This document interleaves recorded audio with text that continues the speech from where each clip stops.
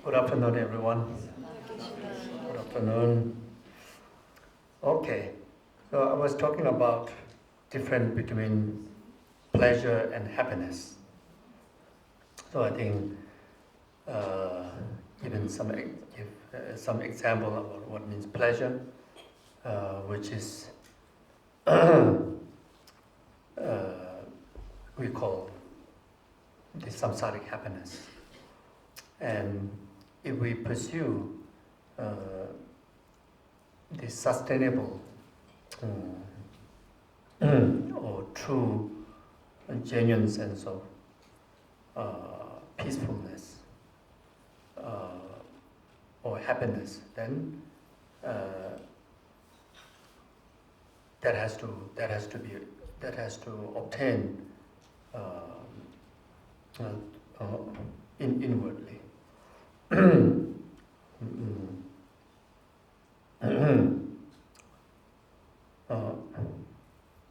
The happiness that I was talking about, it is about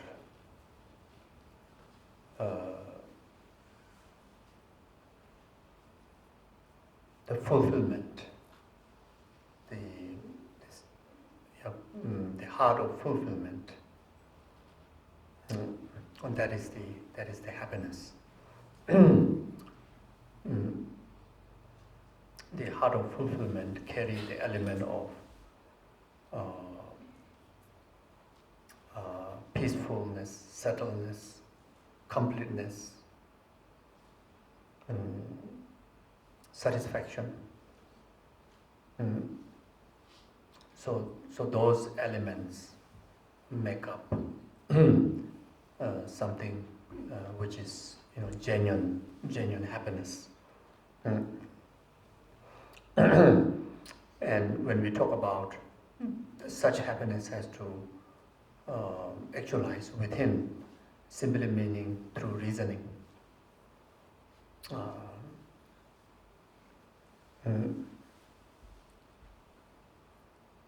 The reasoning also to do with genuine virtuous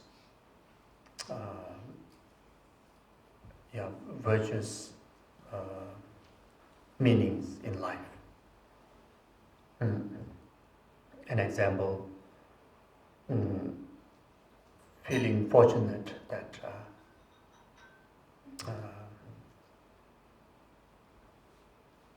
I have this human life as a precious human life.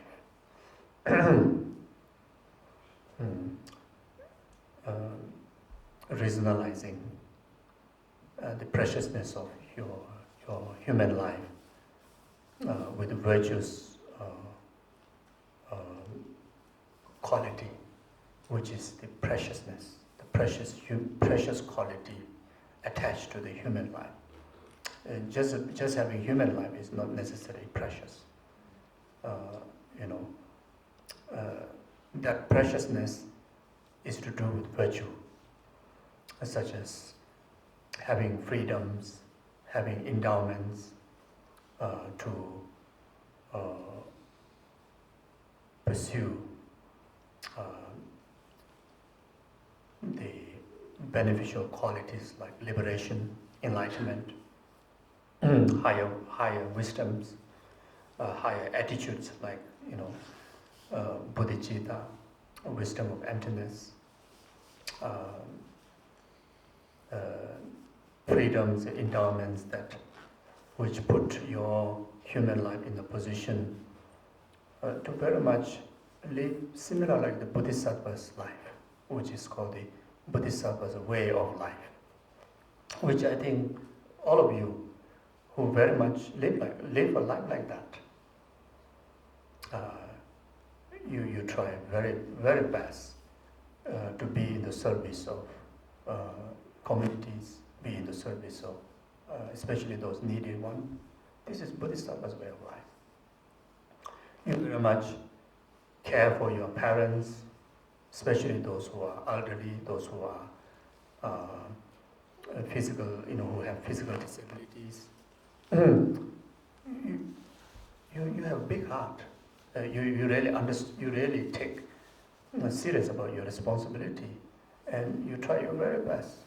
And some parents, even how old they are, how inconvenienced their life may be, they don't want children to care for them, be around them. That's a different case. But from your side, you really want to be there for them. You really want best for them.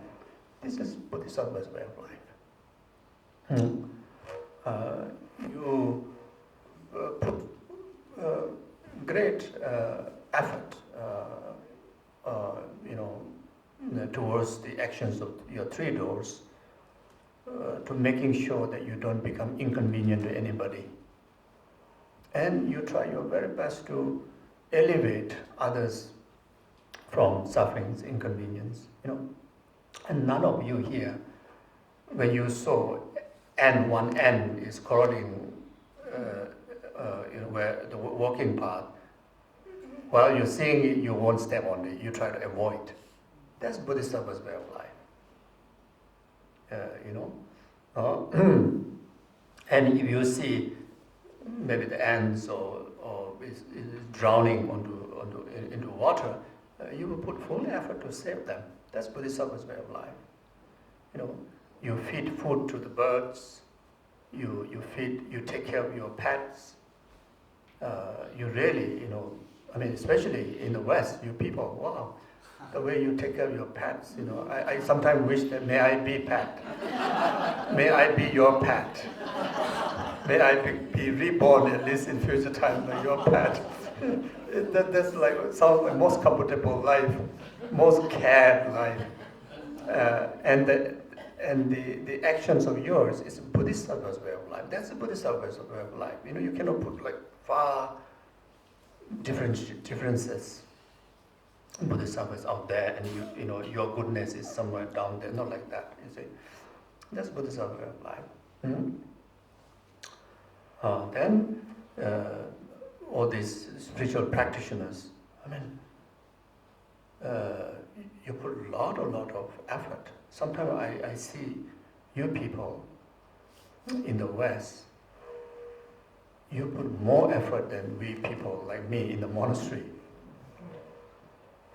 We are 24 hours surrounded by the environment to practice, to do prayers, to do meditation, to only study Dharma. But in the middle of such environment, now I don't do, but when I was young, I will look every opportunity. Not only me, also maybe some of my Dharma brothers are even more wild than me. Look every opportunity to get out in the field to play football. Get out in the field to play cricket, or just finding every single opportunity to go and watch movie. And within a week, when in our monastery they show 3 hours of the TV in the TV room, and because we like to watch the Nepali movies or Hindi movies, in their time each movie is 3 hours, so just the one movie can watch. But whole week, my heart filled with that Sunday to watch the movie. So our life is like fully designed to be supremely busy with the Dharma activities, but still we slip away and just do other things like watching movie, playing football, etc. But in your life, contrast to ours, your life designed, very much designed. The tax office, insurance office, then what else? Every of those different institutions put you in a position that you cannot rest almost 24 hours, 7 days a week, maybe 30, 40, 50 years, or maybe some people for whole life. From morning to night, you have to rush, always in rush hour. Otherwise, how are you going to pay the bill? Isn't it? But midst of that, you really, how tired you are, how busy you are, you find time to study Dharma, meditate, and apply the Dharma in your life, and try to be a very gentleman, gentlewoman, and be, as often, possible, be in the service in the society, be in the service of Dharma. Unbelievable. You see, unbelievable. You people, unbelievable. You have to acknowledge that. So that is the reason called your life is precious human rebirth. That can define your life as like a bodhisattva's way of life. You see.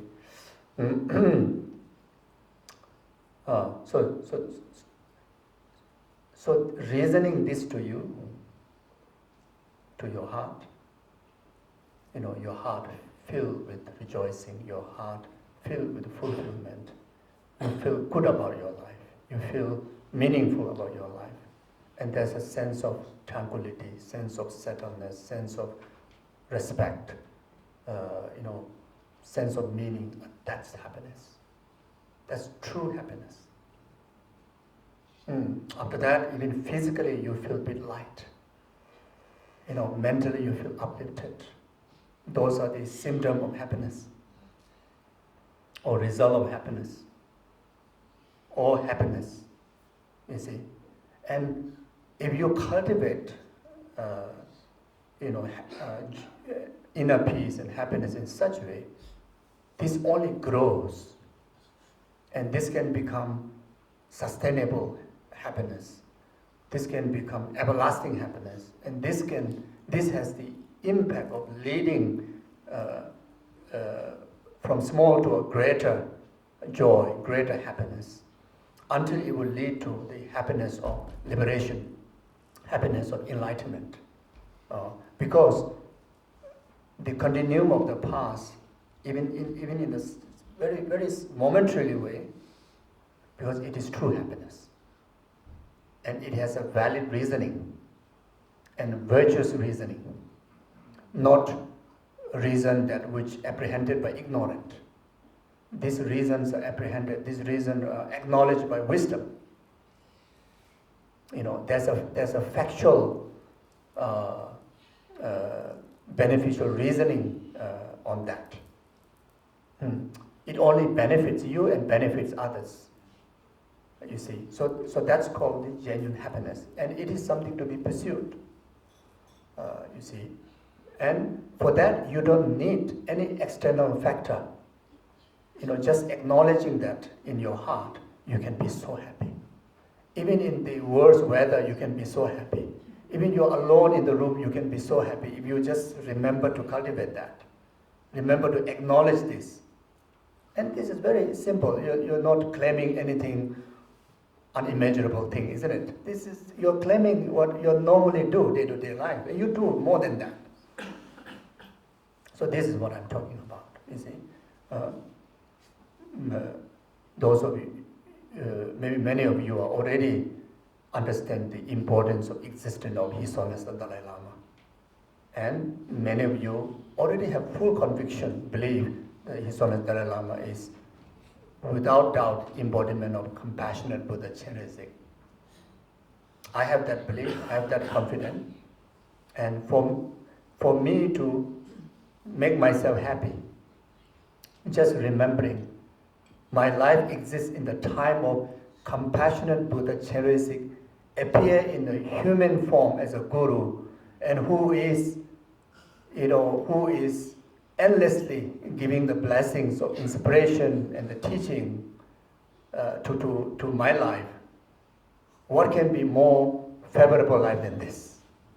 What can be more meaningful life than this?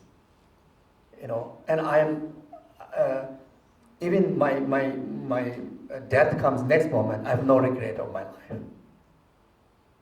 I will never feel that there's a limitation occur in my life, because I live a life in the time of compassionate Buddha, came in human form and so close that we can even hear him live. We can feel him, we can see him live. Which didn't happen even in the fortunate time before. This is happening within our lifetime. Can you imagine? You know, many of us, we live with Lama Zopa Rinpoche. Can you imagine living bodhisattva, living Buddha, who literally live accordingly 24 hours, exactly how Bodhisattva Shantideva and the Nagarjuna would live, how Lama Atisha would live, how the Bodhisattva Manjushri would live. You know. So we are in this period, and just acknowledging that there's no limitation in my life. My heart is like completely filled with joy, the genuine joy, genuine inner peace, genuine happiness. Now you relate to your own personal gurus, to whom you feel, emotionally so close,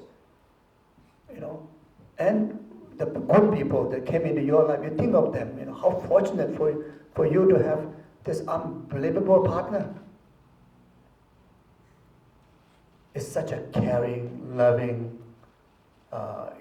ethical, dedicated. That's also a blessing in the life, isn't it? And some of you have a beautiful parents, some of you have beautiful children, and some of you single. Even you're single, you say, how fortunate I don't have to go through all this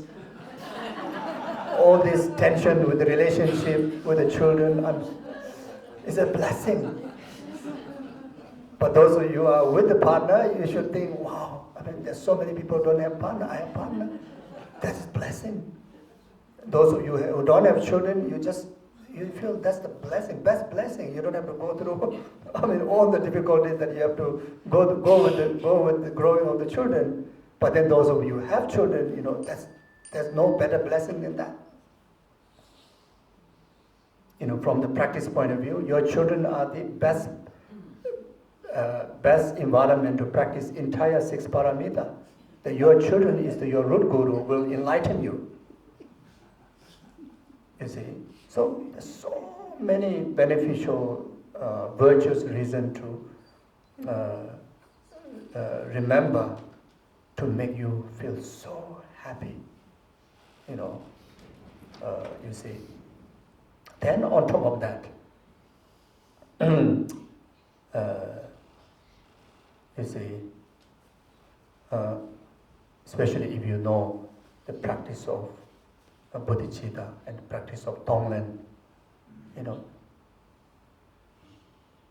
the adversities are the best environment to develop your heart in your spiritual growth. Adversities are the best environment to bring the greatest purifications.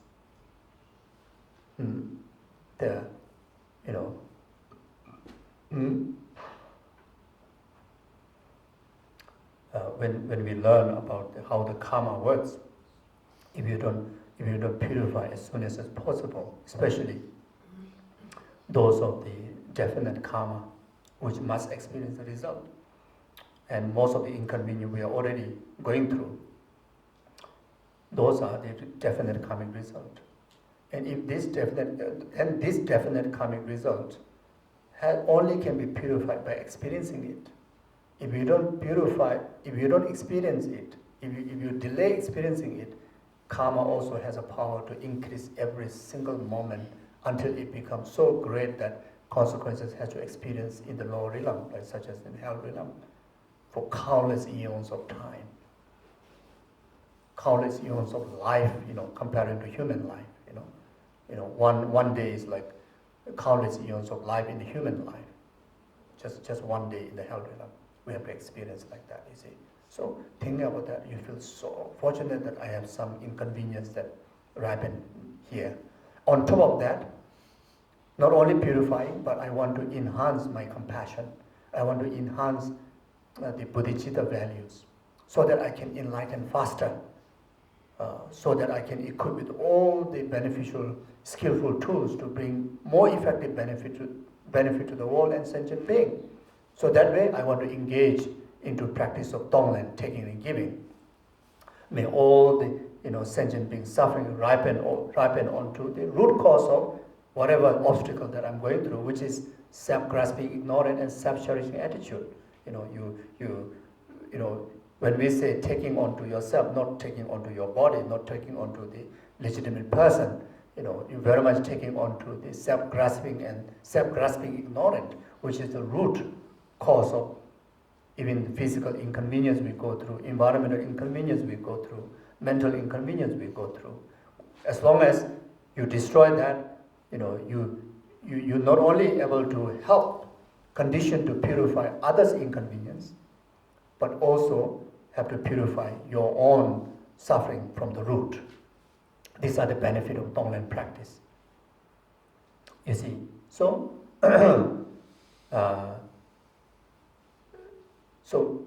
so in that way, so even in the difficult time, during the time of adversity, your heart filled with joy, filled with fulfillment. That's what I mentioned in the morning. Even in this, if you know how to practice, even in the suffering, you feel happiness. You see, but if we just depend on the sensual, define happiness in the sensual level, then that is painful. Sensually, is painful.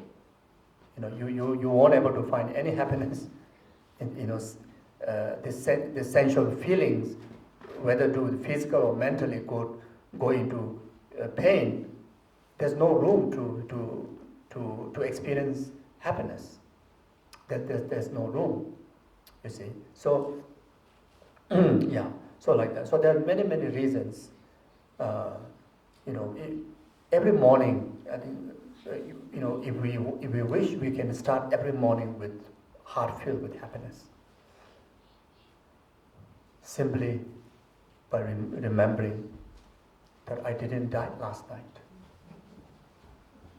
Yeah, there's no guarantee that I will definitely will not die last night. There's no guarantee I will definitely live up to the next moment.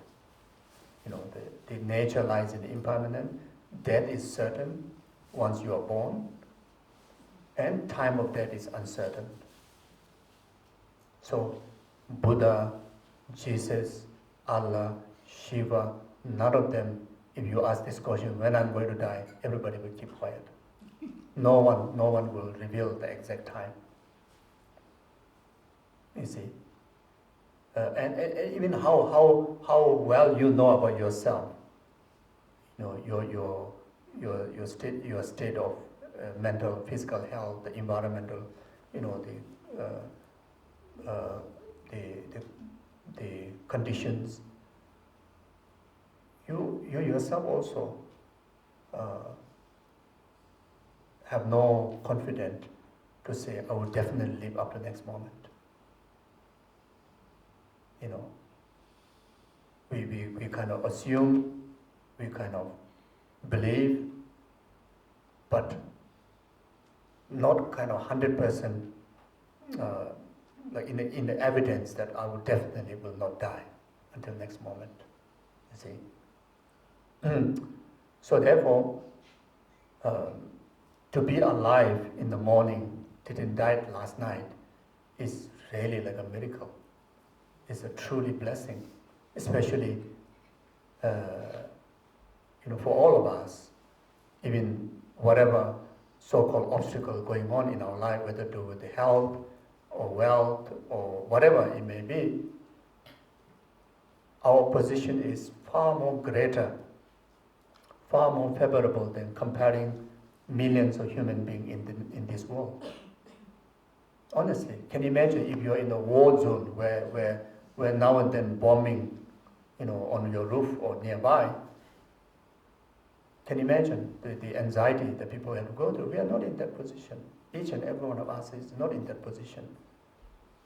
But if we are not careful, not mindful, sometimes we live in so fearful state of mind as if we are even more worse than living right in the center of the war zone. Sometimes when we wake up with so much anxiety, so much confusion, we go to sleep with so much anxiety that until you cannot sleep.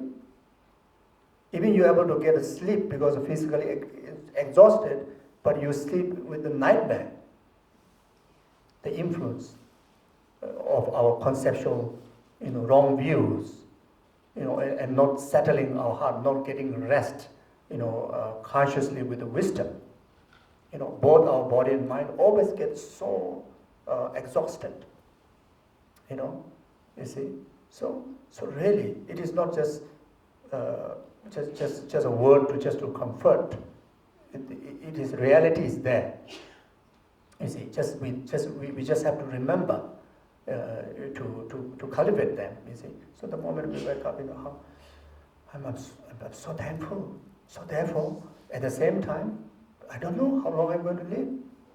If I live one moment, if I live whole day, I'm going to live fully. I'm going to live meaningfully, virtually. Try to share as much happiness as possible. Share your wisdoms, share your present. Be part of others' happiness. Be helpful in others' miseries. Did I say correct in English? Mm-hmm. Be helpful there, but don't cause. So anyway, so just because of the power of that morning attitude will influence so greatly throughout your day to have a more peaceful day, more fulfilling day, more meaningful day.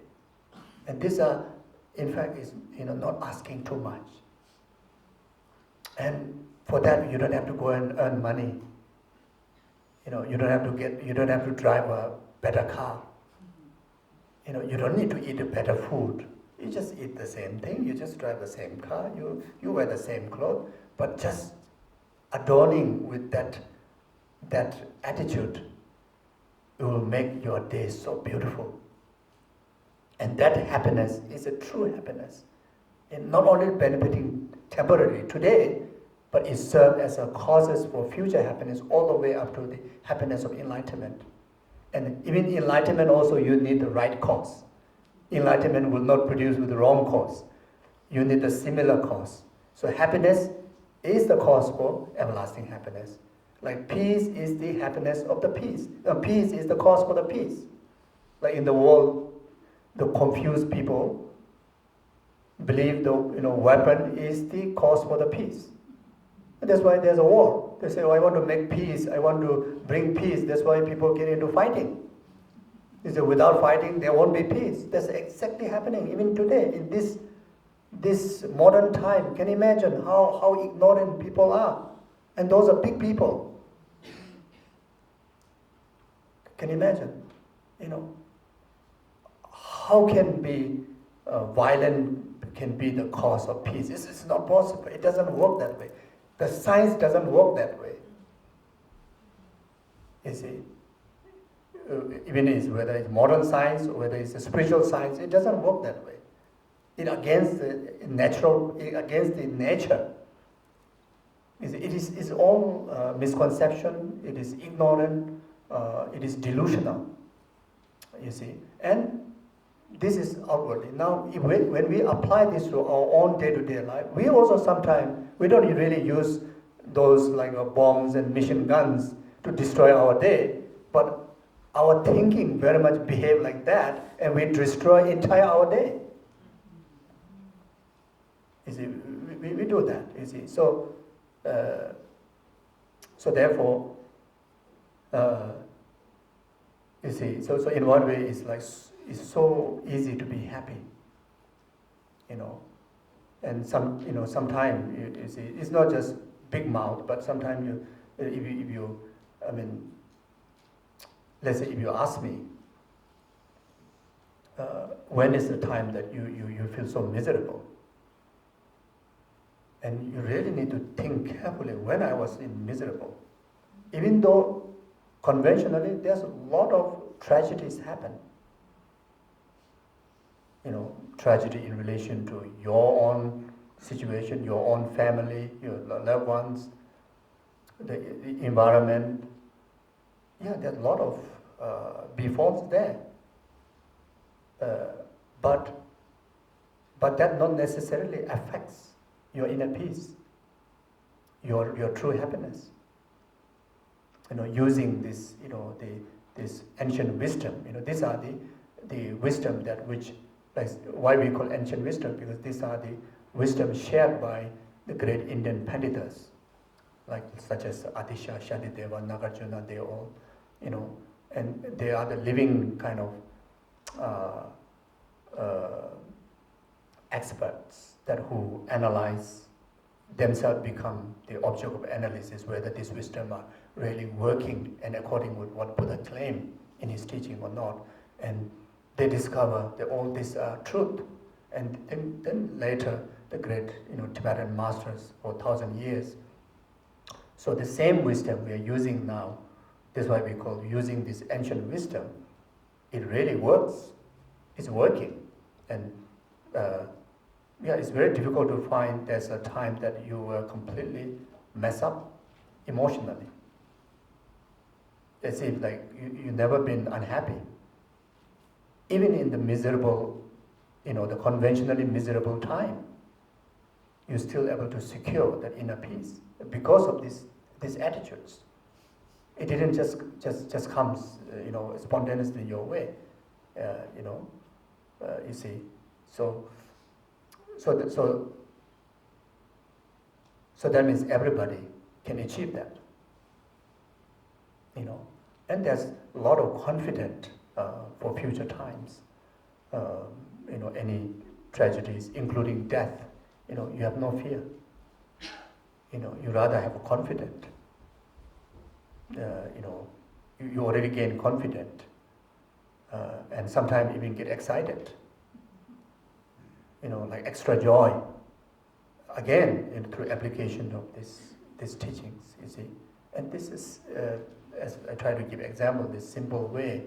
These are the way to interpret to yourself.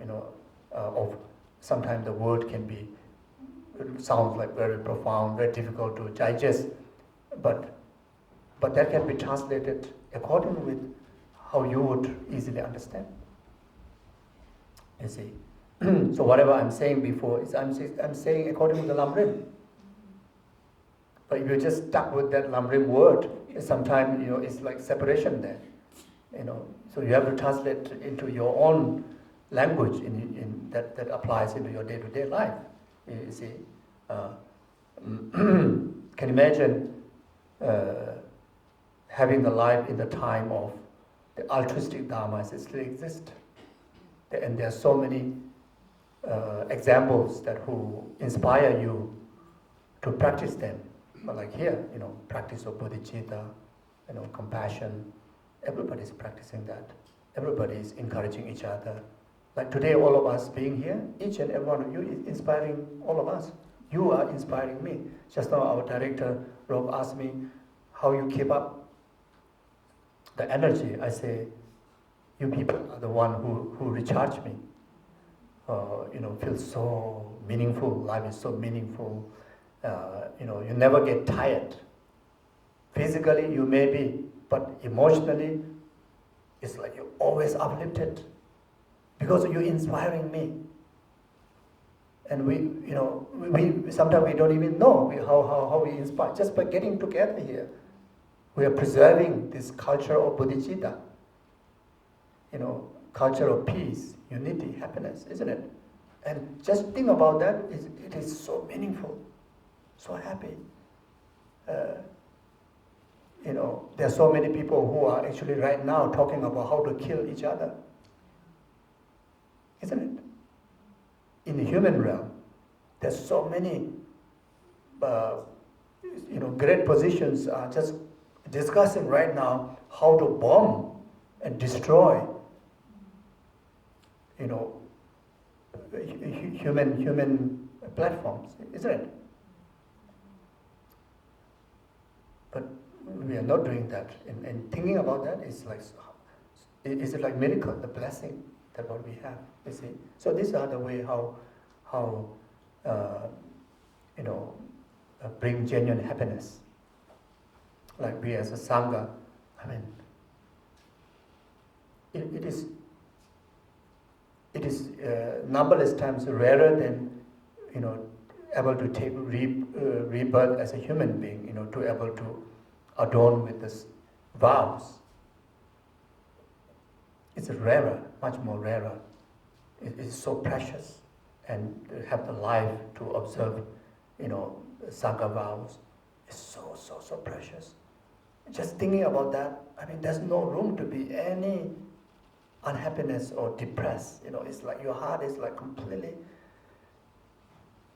can I say, blown away with only happiness? So like that, And even those of you not Sangha, you have bodhisattva vows. Many of you have refuge vows, bodhisattva vows, tantric vows. So many transmissions.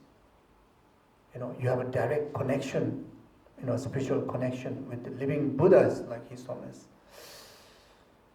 Wow, this all is really, really blessings. You see, there's no room to be depressed. No room to feel your life is so small, so meaningless, you see. And thinking about that is your heart completely filled with joy. The innate joy, which is called inner peace. So now how to sustain that? Remembering, being mindful to get reminded. Before go to sleep, I had a full day, and I tried my very best to refrain from doing wrong things. Yes, there are many times unintentionally went wrong, but I never intended to do harmful things anyway. How beautiful my life is. How amazing am I? It's like a miracle.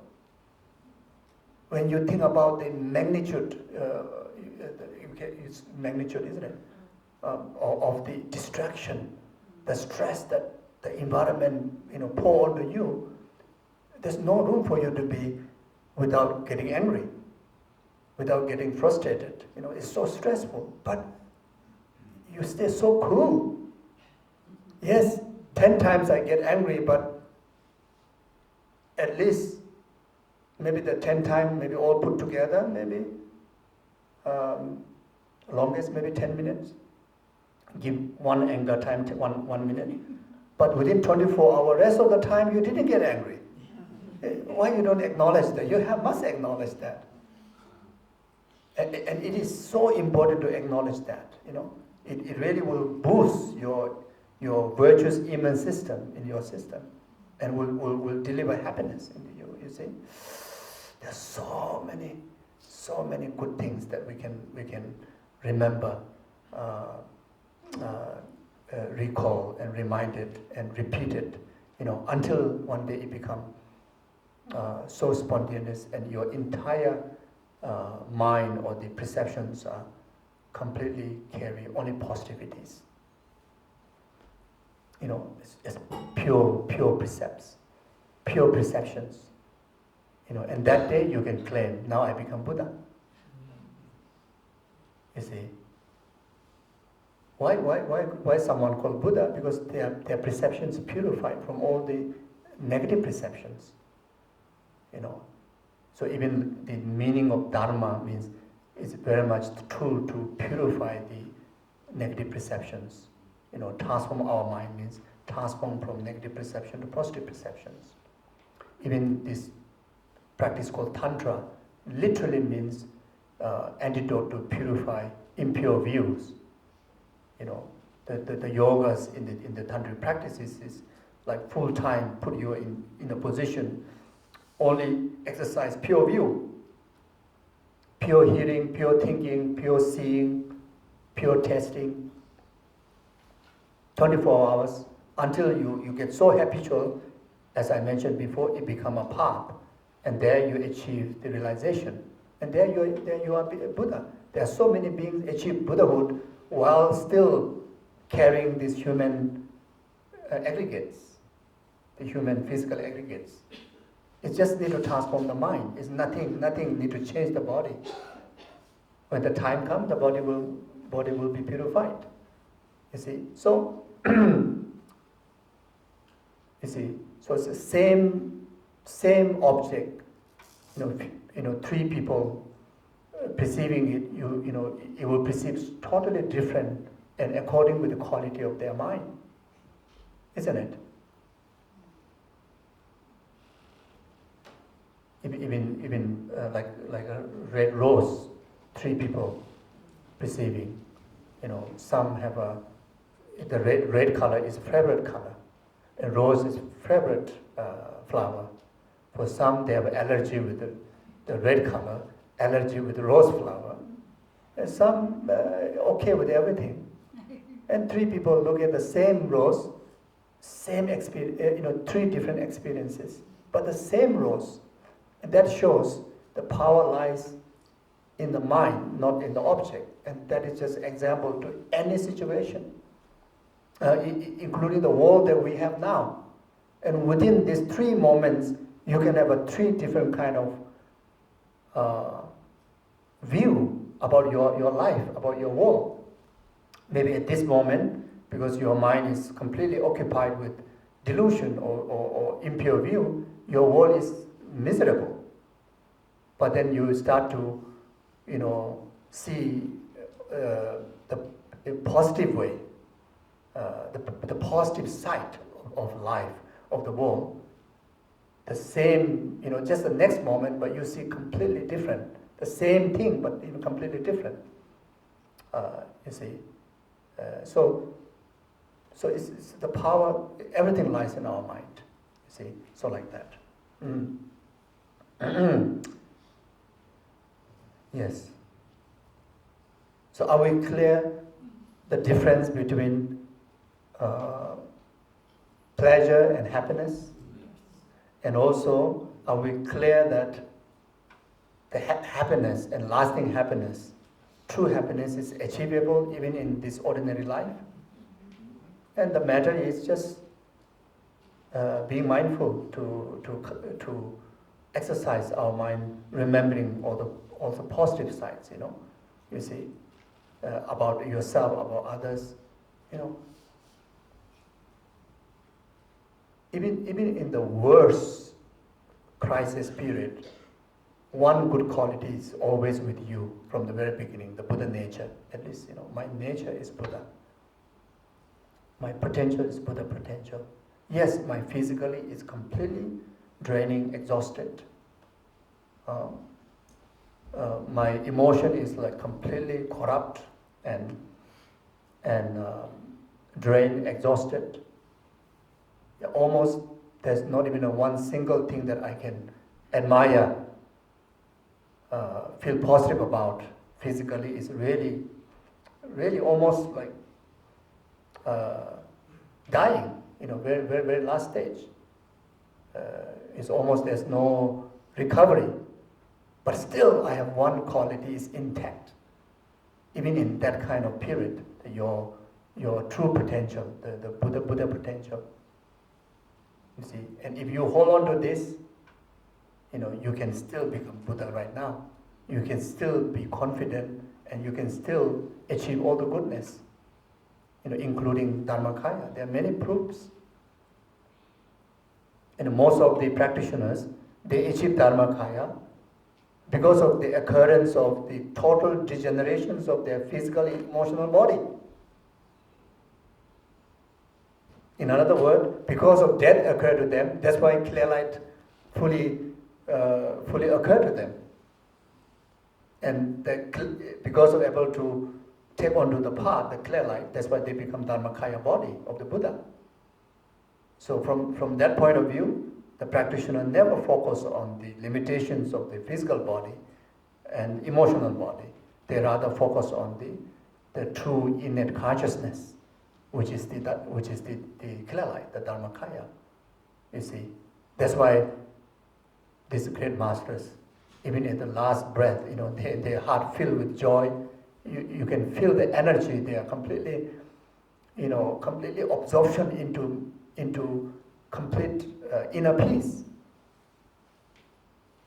But if we are not in practice, that's the time we get freaked out. We get fear. We get hallucinated.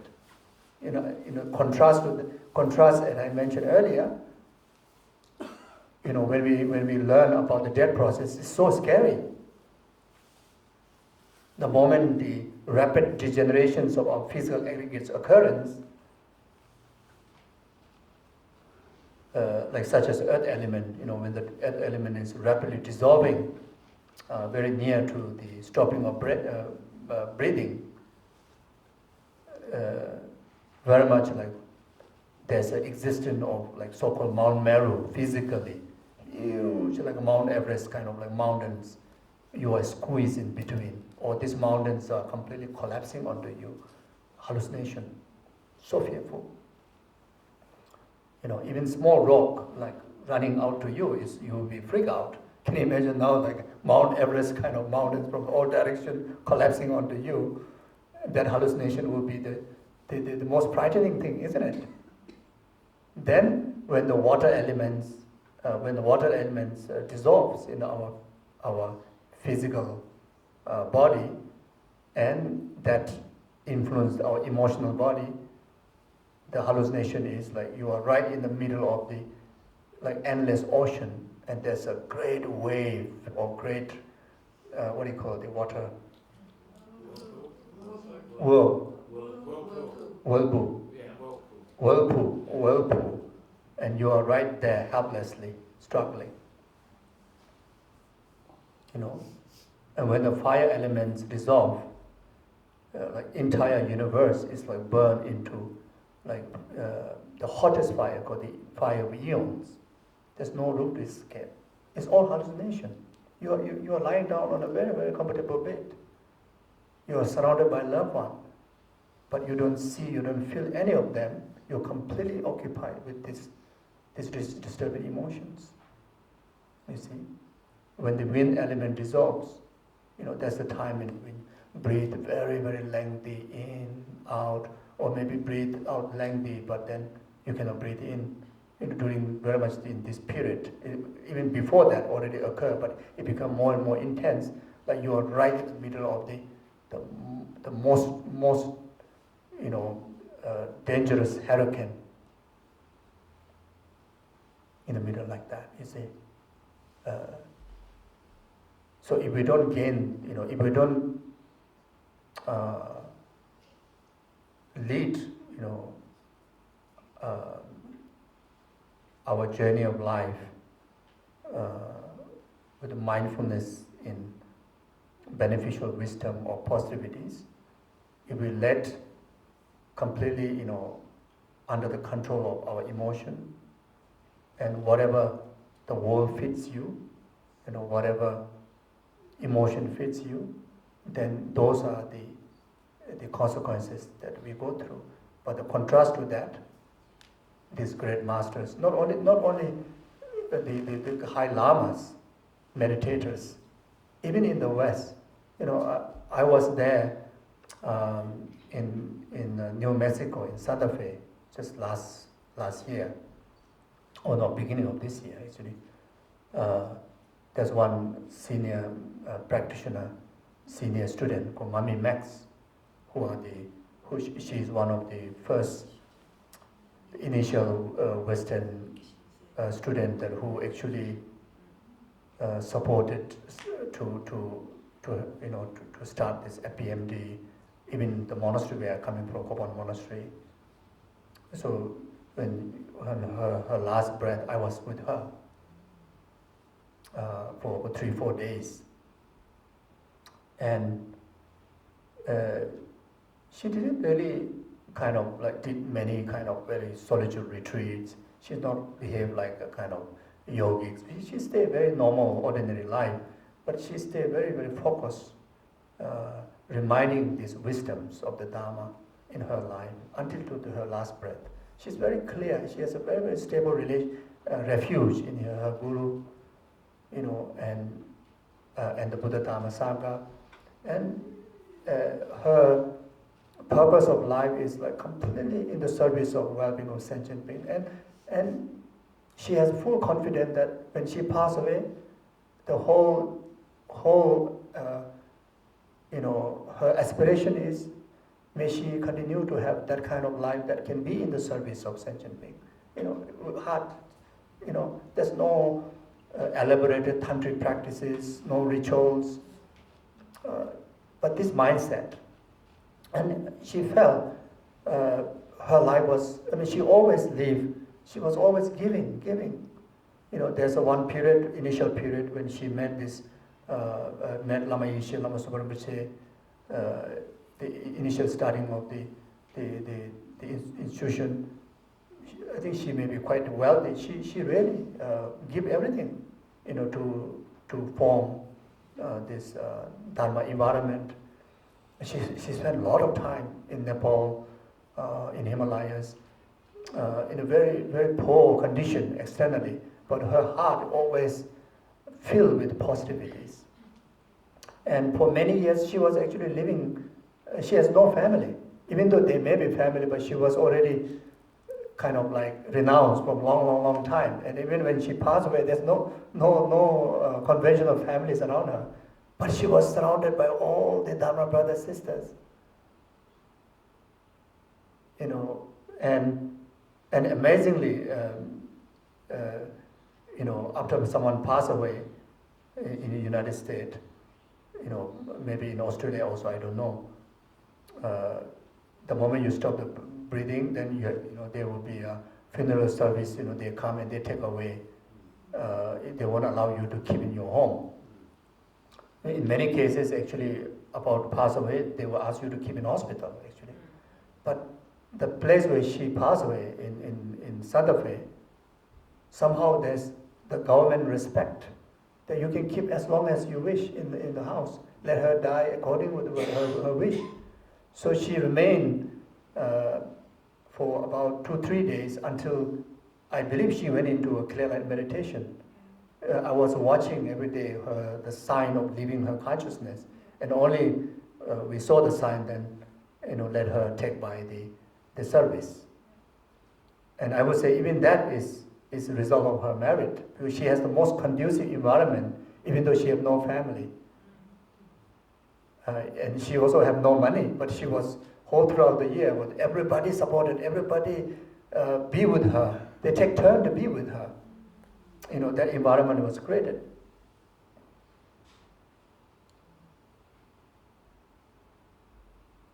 So I don't know why I'm telling this story.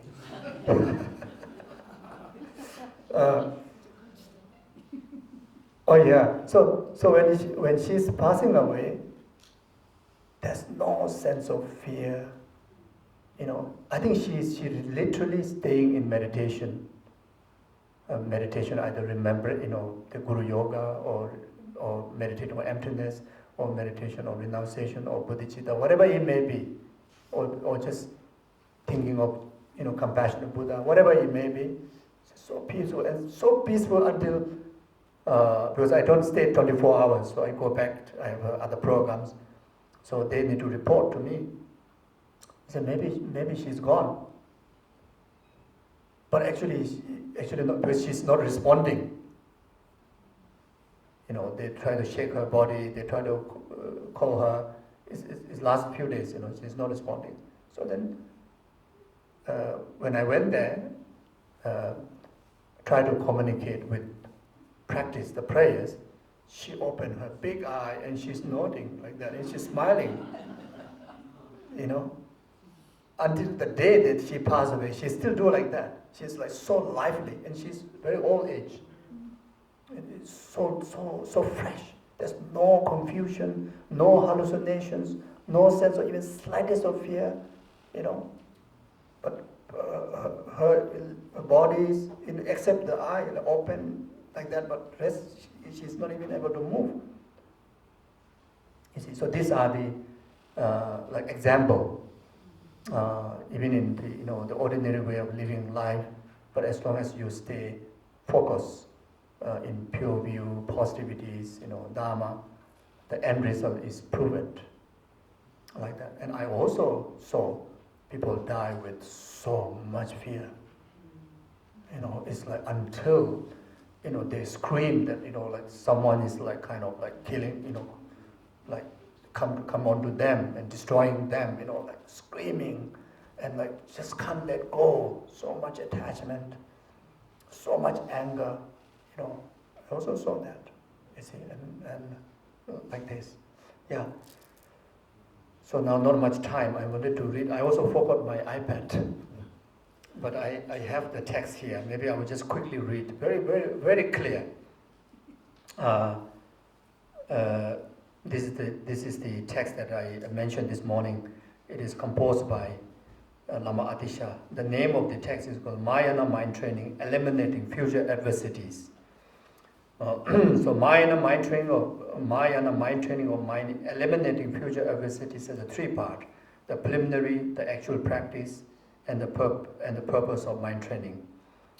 In other words, mind training can refer to virtuous practice, dharma practice, positive thinking. So can apply according with whatever form of practice that you have. Now, preliminary. There are 4 occasions when mind training is likely to be forgotten.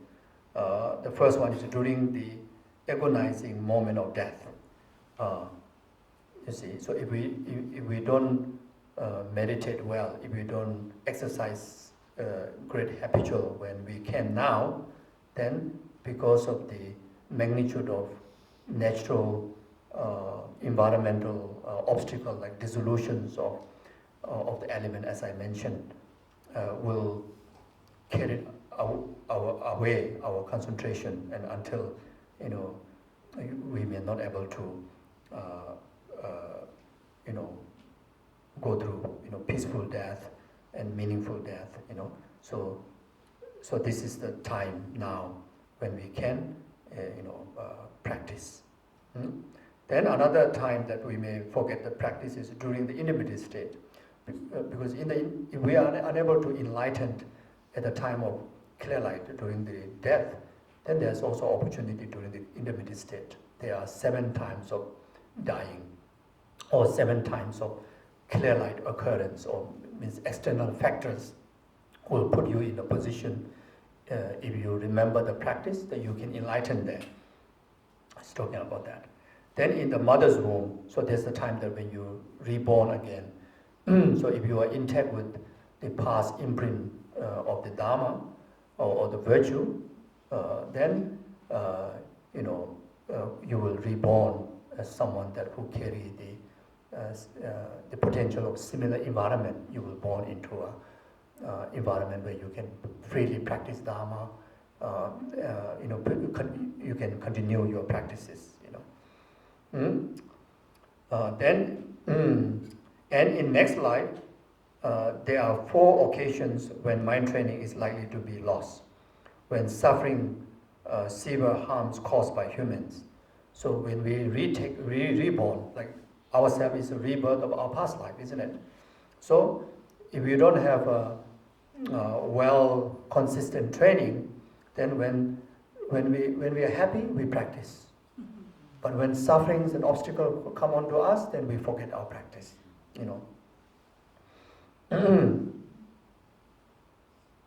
When suffering, severe harm caused by humans. Another one is when suffering, severe harm caused by non-humans. Then the third one is when suffering, a grave illness caused by the elements. And the fourth one is when strong affliction arises. So you see, when the delusion arises, if we don't have a well habitual training in the Dharma, delusion arises, immediately our Dharma goes away, our coolness goes away. So before delusion arises, we need to practice. When we have this conducive physically, mentally, external environment, then we must dedicate time to study Dharma, to meditate on Dharma, so that when obstacle comes, Dharma will be arrive in our system earlier than obstacle. Or even the obstacle they arrive at the same time, the antidote will be more forceful, more powerful to overcome the adversities. The antidote to this is as follows. Having made offering to the teacher and the 3 jewels, and make the following prayers of aspiration. So making offerings to the teacher is referring about following the advice of the teacher. So if you listen to Dharma teaching from your guru, from a Dharma teacher, then practicing accordingly, that is your offering. to your teacher. Best offering. Then that's the best offering to the Buddha Dharma Sangha also, your practice. Because the wish, ultimate wish of your guru, ultimate wish of the Buddha Dharma Sangha for you is for you to get liberated, for you to get protection from all the harms, all the obstacles. So when you practice, you get that benefit, and the guru is happy, and the Buddha Dharma is happy. Dharma, not referring to the text, is talking about the wisdom of the enlightened one, the Dharmakaya. Then always recite or remember or express this aspiration. Say, bless me that understood. Bless me so that undistorted realization of the Mahayana mind training arise in me.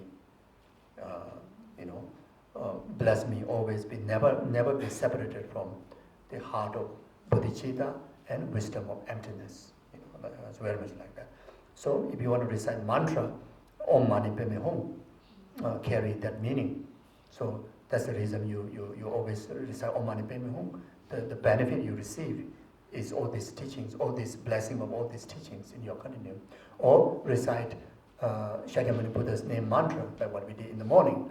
Or recite the essence of the Wisdom Sutra, Ha Sutra, Tayato Om Gate Gate Para Gate Para Sambhati Buddhi Soha, bless me so that I do not forget mind training during the 4 occasions when it is likely to be forgotten, and I do not lose it when it is likely to be lost. Next, offer dharma to the Dharma protectors, and as before, make aspirations prayers. So offer dharma, meaning Dharma protectors, like such as Pandit Lamo, called Mahakala, and Vaishavani, etc. Because they are the closest, they are like the medium between us and the deities. They are like the attendants. So they assist us, when you observe practice, and they also get, how to say, so they're very much like assistant on behalf of the deities and the gurus to us.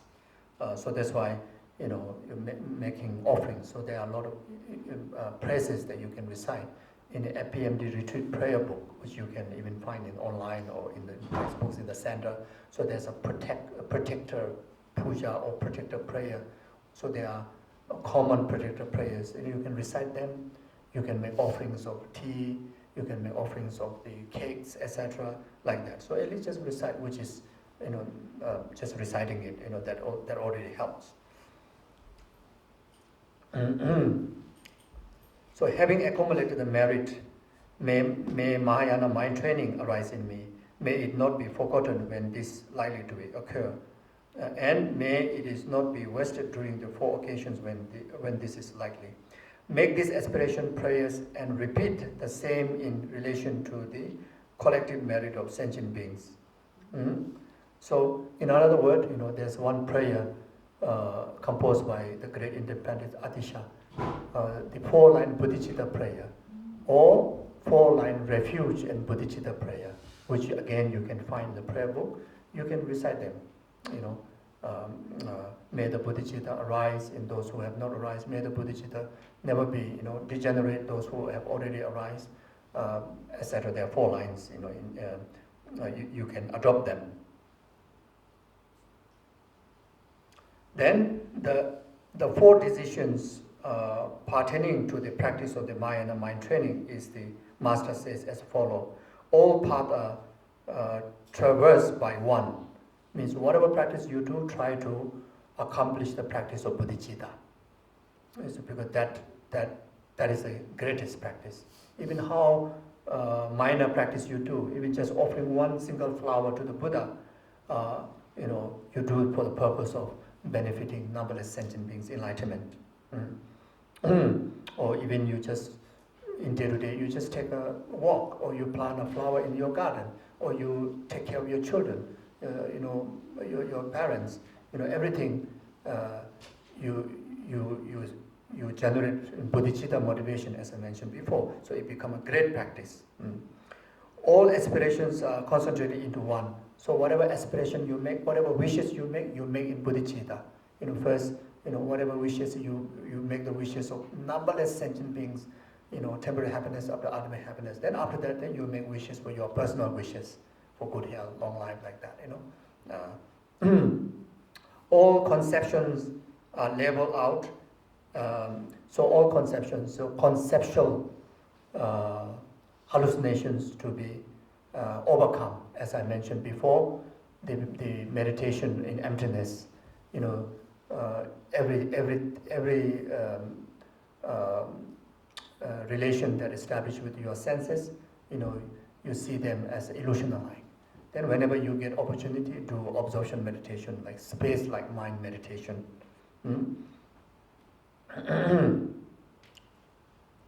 Then remedies are instantly applied to vanquish the opposing force, like in the 8 verses of thought transformation by the Kadamba Geshe.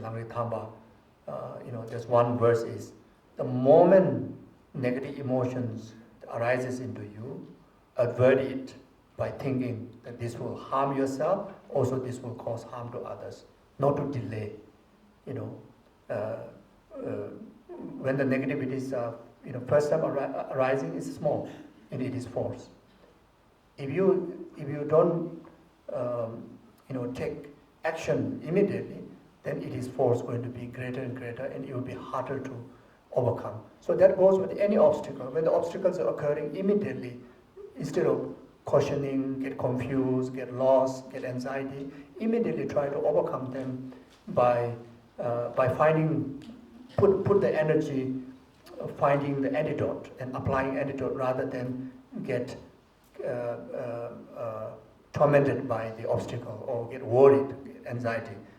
Many of time we get scared, we get lost, confused, So now,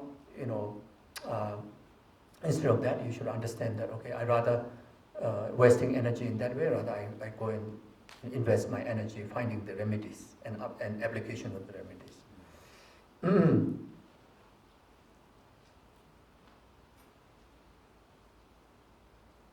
One undermined self-grasping as a fully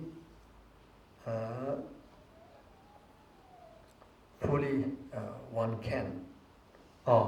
So every practice you do, whatever purifications or obstacle you do, one thing always remember, my main obstacle is self-grasping, ignorance, and self-cherishing attitude. So instead of focusing on overcoming that small matter, you rather try to focus on eliminating the root cause, and that way the symptom of that root ignorance also will be able to overcome.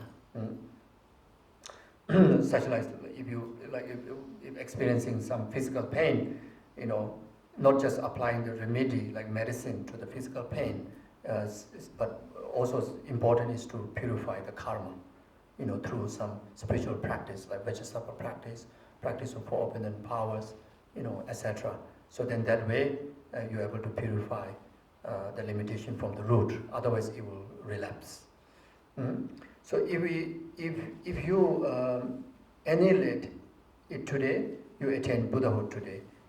If you annihilate it tomorrow, you attain Buddhahood tomorrow.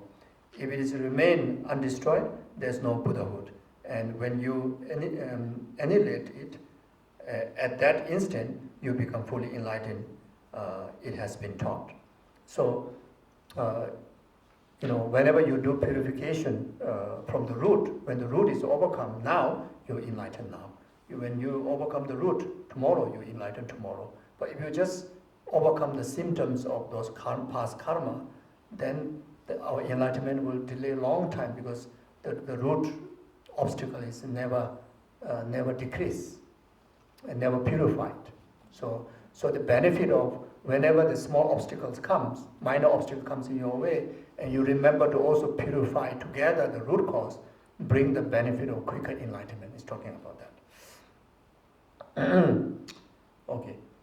All aspirations, okay, maybe I will skip that. I will skip, maybe I will just, the time to end the session is already there. Can you carry on until tonight? Just joking.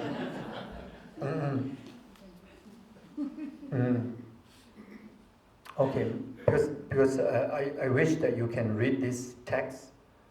You can send it out. Yeah, maybe we can send it out.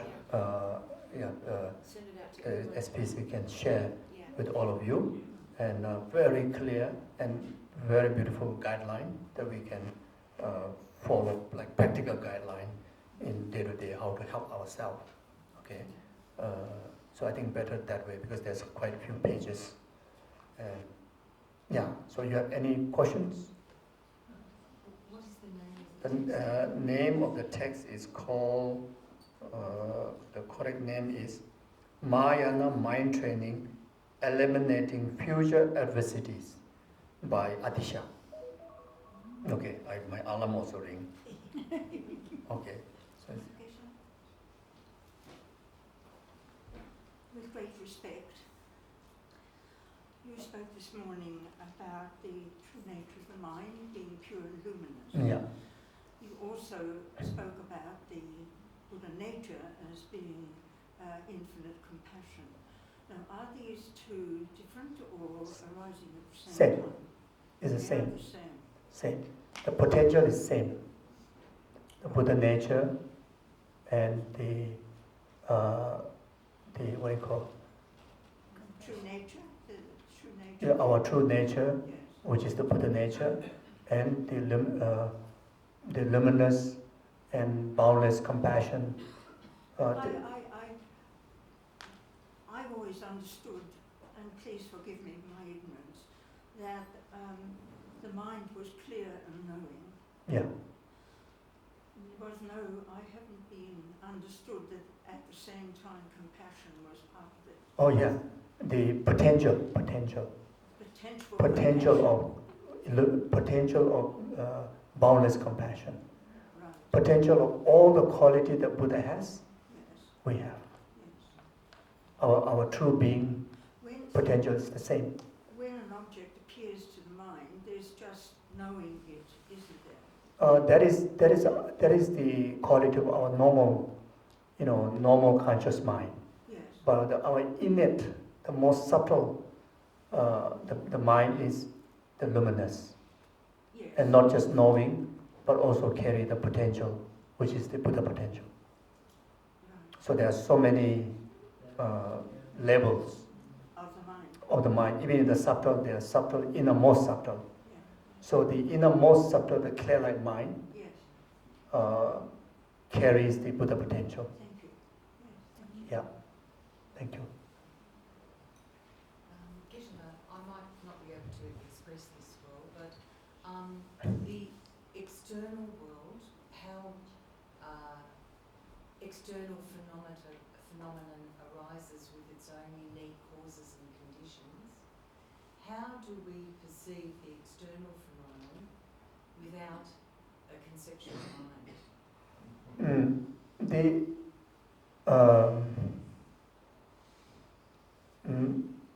The external phenomena, in fact, exist dependent on the conceptual mind. To us, generally, it's dependent existing on the mind. But as a ordinary human being, then external phenomena very much exist based on our conceptual apprehension or conceptual qualities. Is this the mind-only school? This is not mind-only school, also the Pasangika Madhyamika. But the mind-only school, the fault is that in order to exist the conceptual mind has to be true existent. And for the Madhyamika, Pasangika, the real quality, the mind can able to perceive object or actualize existing, dependent on the mind, because the mind carries the qualities of no true existence. So these two are the difference. How can we practice looking at external phenomenon, knowing that it arises through its own causes and conditions, without having attachment or hatred or indifference to the external objects? So that is very much like the second Madhyamika view. Sautrantika Madhyamika would say that the existence of external phenomena not necessarily have to depend on our emotion, because the external phenomena, by their own side, there is a substantial existence. There's a substance. There's a potential in them defines good or bad, this object, that object. Then the mind, apprehend with the help of the substantial quality of the object side. This is the final school, Sautrantika Madhyamika, Pasangika Madhyamika. The Sautrantika Madhyamika assert like that. And Sautrantika Madhyamika's assertion is very much similar like the earlier two schools of Buddhist philosophy, Vaibhasika and Sautrantika. Especially so similar, almost similar to the Sautrantika Madhyamika. But one difference is Sautrantika Madhyamika, the earlier two schools, Vaibhasika and Sautrantika, they assert true existence. But Sautrantika Madhyamika, later one, accept substantial existence but do not assert true existence. So, Chitta Mataran school, Pasangika Madhyamika school, pronunciation same, meaning huge different. Pronunciation, nothing exists externally from it is object side. Both say the same thing. Because even the Chitta Matra, which is lower school, says everything is imputation of your mind, is arising of your mental imprint. Normally we Buddhists always claim everything is result of karma. This is exactly very much saying the way how Chitta Matra says. Everything is a result of your mind, meaning everything is a result of your mental action. So, meaning result of your karma. Yeah. But the thing is, that potential of karma, that potential of mind able to perceive or bring about existing externally, the mind has to be true existent. Meaning it has to be substantial existent. Meaning it has to be inherent existent. Only with this quality, the mind will have the power to actualize something externally. Wouldn't that be a form of dualistic mind? This is dualistic mind, but they don't claim. They say this is a pure view. But the Nagarjuna, like Lama Tsongkhapa, Nagarjuna, Buddha's final intent, and Pasangika Madhyamika say all the earlier claims are all dualistic. Chitta Matra sounds like non-dualistic, but become dualistic or because of it assert the subject as a true existence. So the last school, the final view of emptiness, is lacking of substantial existence is the actual potential of every phenomena exists. Samsara also exists, Nirvana also exists, and you are legitimate person exists out there, I'm legitimate person exists here. If I am existent substantially or truly either from the subject side or object side, then it has to be ever limited being. So it won't have any potential to train, to transform, and to get enlightened. So that's why the final view is I and phenomena, or every existence exists merely in the name. It exists, but at the same time do not exist. It exists interdependently with cause and conditions factor, but do not exist substantially from his own side. So that's the emptiness. Thank you. Okay. Thank you. Oh yeah, one more. Sorry, this is not really a question. I just wonder if it was actually meant to finish at 3:30. Oh, it's 3:30? 3 o'clock. 3 o'clock or 3:30? I messed up, Geshela. Ah. It's supposed to be 3:30. Oh, that's wonderful. I'm so happy. I wrote 3 o'clock, so Yeah, on yours because it's it's 3:30. because it's 3 o'clock. Okay, okay, okay. Now I have no guilty. Are we going to do Great. Okay, that's wonderful. Okay, any more questions then?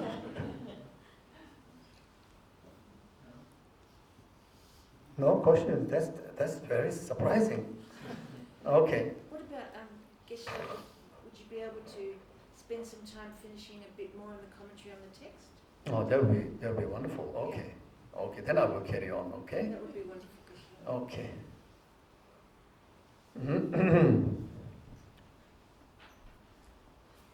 So, it said all aspirations are concentrated into one. So the elaborate meaning here is for whatever activities you might engage in, be it walking or strolling or sleeping or sitting, you have no purpose other than to undermine the self-grasping to the best of your ability and to help sentient beings as much as you can.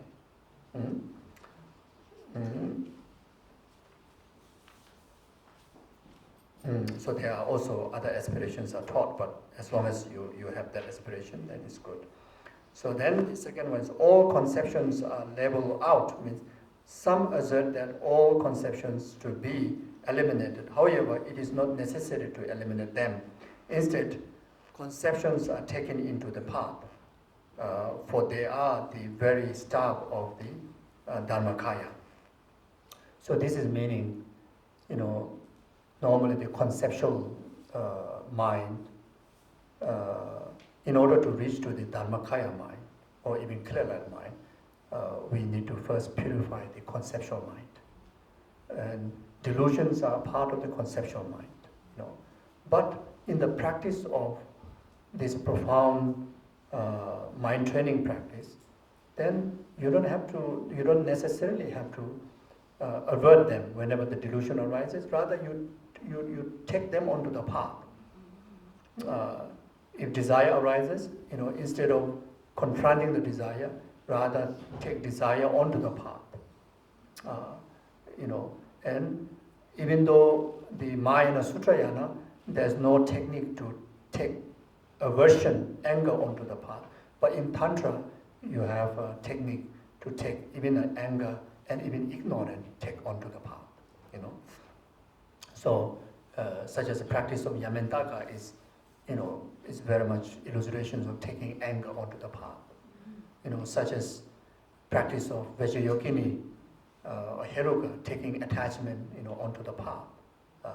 You see, then including of like Guya Samaja, Kalachakra, most of the tantric practices, high Sukhi tantric practices, taking ignorance onto the path. So for our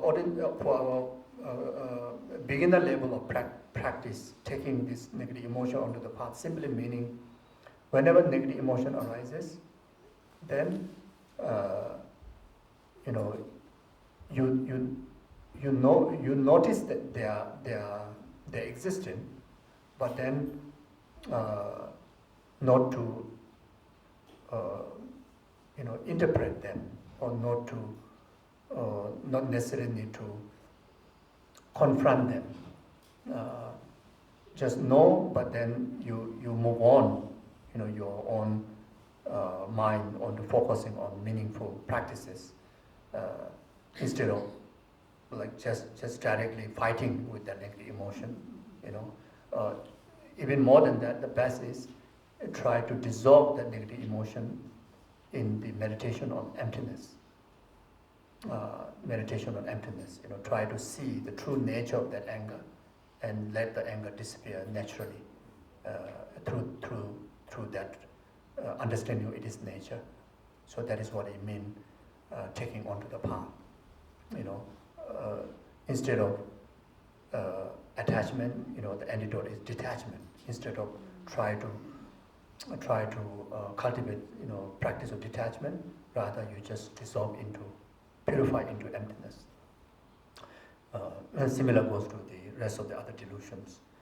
For the attitude, whenever desire arises or any form of negative emotion arises, then take that as understanding the root cause of your own suffering and relate that to the rest of the other sentient being. Take opportunity to generate great compassion concerning the well-being of others who are also trapped under the control of negative emotion like attachment, etc. For they are the very staff. So for they are the very staff of the Dharmakaya.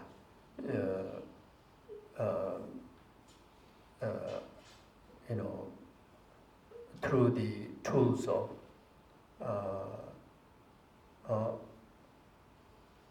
the emptiness understanding, like such as the four corners,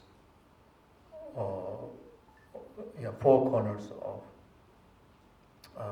overcoming the false view about existence, even including to the negative emotion like anger or attachment, and arrive into understanding it is ultimate nature, which is Dharmakaya. So the four corners are such an example. Anger do not exist from its cause. Anger do not exist by others' cause. Anger do not exist by both. Anger do not exist by neither. And especially you apply the understanding from the Buddhist four schools, like anger do not exist permanently from its cause, its others' cause, neither or both. Anger do not exist truly from its cause, its others' cause, both and neither. Or anger do not exist substantially from its cause, others' cause, neither and both. So when you analyze like that, the result of that, you will arrive to a point that anger do not exist. Anger is just misconception of yours. Your thought is out there, you see. So then you arrive to the Dharmakaya nature in the anger, which is empty of anger. So this is what it meant. Would you be so kind as to repeat that quartet of causes? Usually, I do not exist by its own cause. I do not exist by others' cause. I do not exist by both. I do not exist by neither. Thank you. Yeah. So as for affliction, since they grow to a small degree when they first arise, it is vital to vanquish them the moment they are born, as we discussed before. If not destroyed, they grow enormous and then cannot be overcome. When affliction can be easily averted by simply applying the antidote at their first appearances, what a pity if you shy away and didn't eliminate them. The master said, so the master he's referring to like Selingba, the Indonesian master, or there's another master called Maitri Yogic, another main master called Dharmakirti, so referring to them. And also it's ultimately referring to the master, the Maitreya Buddha, because all these wisdoms actually came from Maitreya Buddha. So when the exception, the master said, so when a conception arises, examine thus. Where does it arise from? Where does it reside? Where does it go? And when it ceases? So another way to examine the nature, try to purify any obstacle or such as negative emotional anger into emptiness is whether that anger exists within the anger, within that emotion. Then you go and search in the first moment emotion, second moment emotion. There are many, many emotions, numberless emotions. You can take time to search, you will not find. Then, if you cannot find within, then maybe it might be, it's as if it's arising from here, isn't it, from your side. So maybe somewhere from the crown to toe, so you go and search from crown to the toe. Maybe that anger residing in my heart, my brain, my eyes, my limbs, my organs, and you can even search in every single cell. You won't be able to find it. Or otherwise there will be many anger, but actually there's one anger because there's so many organs, Or you'll be very biased, or it's in the head but not in the toe, And why? You caution, you debate with yourself, you make sure you lose it. Then now the other possibility is maybe out there. Maybe my anger is in the enemy, or my anger is maybe in the environment, like for environment. So in Nagarjuna's Precious Garland, there's many verses taught about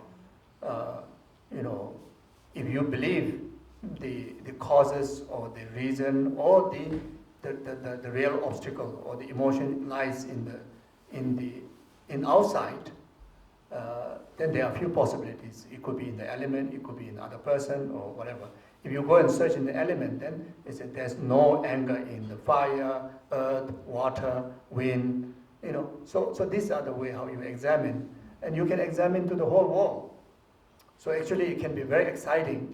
It's like doing a great excursion in the very extensive Australian bush with so many species of, you can search.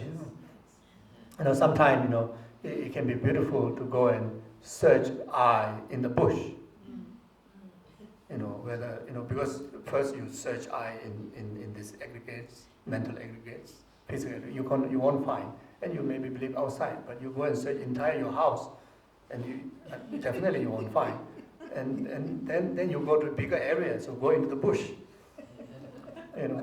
So sometimes if I get a chance to go into the bush, it just like disappear many hours because there's so many unbelievable plants and species, especially during the flower season, isn't it? And you may be in that beautiful flower, you may be in that beautiful flower, maybe this.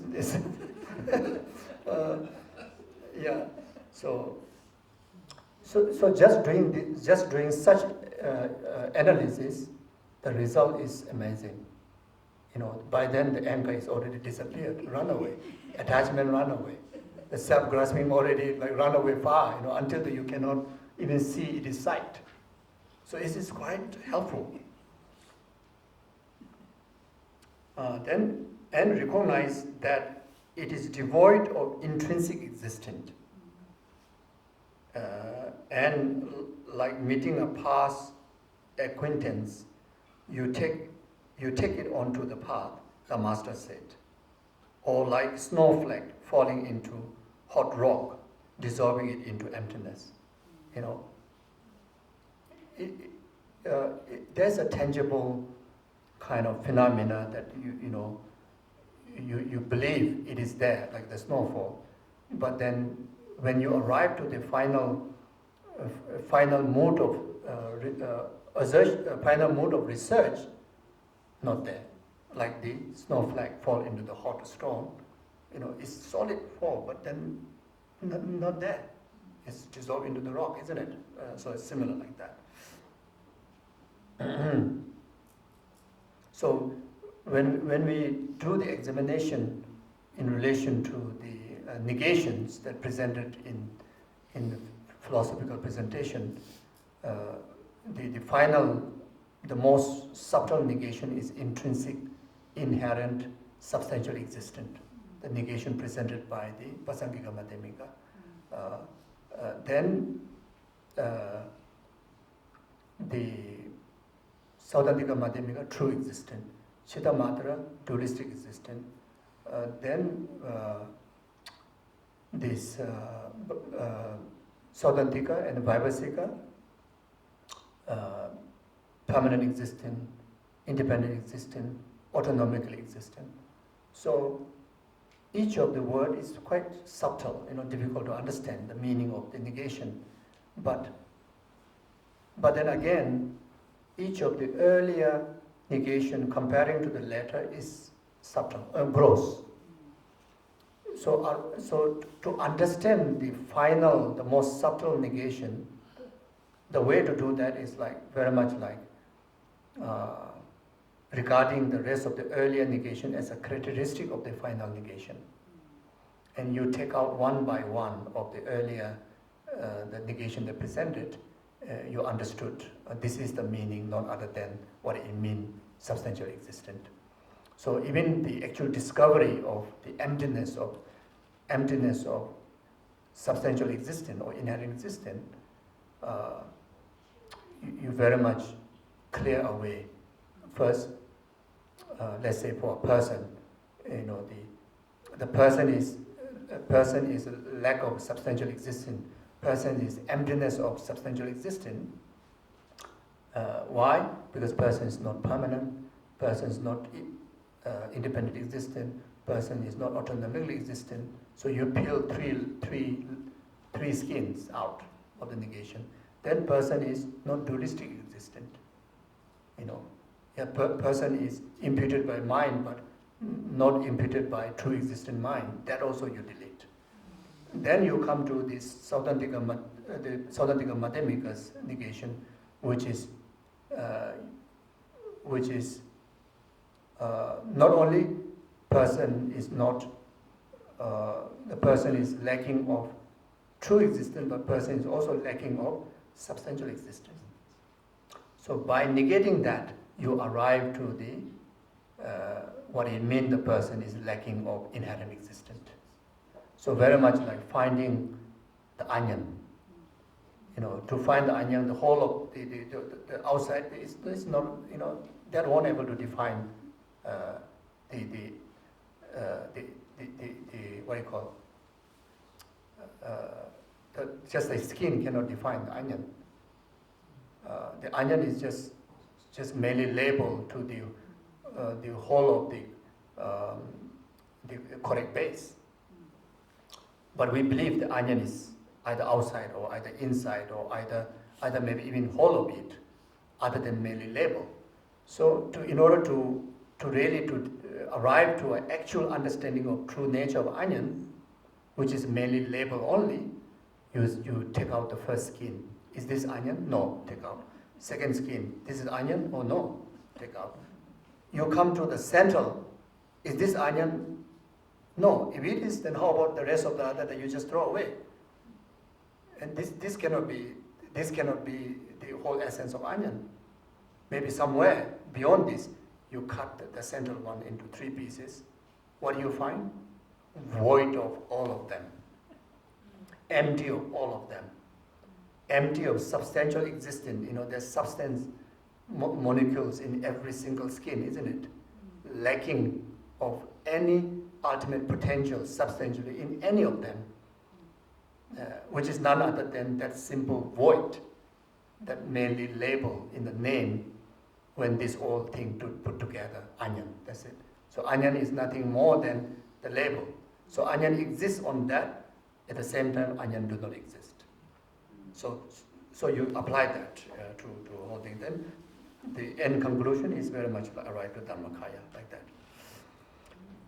The remedies are instantly applied to vanquish the opposing force.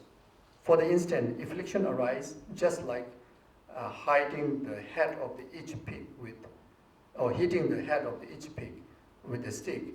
You apply whatever it is the most effective antidote to the specific affliction, the master said. So I don't know why they use this example, hitting the pig.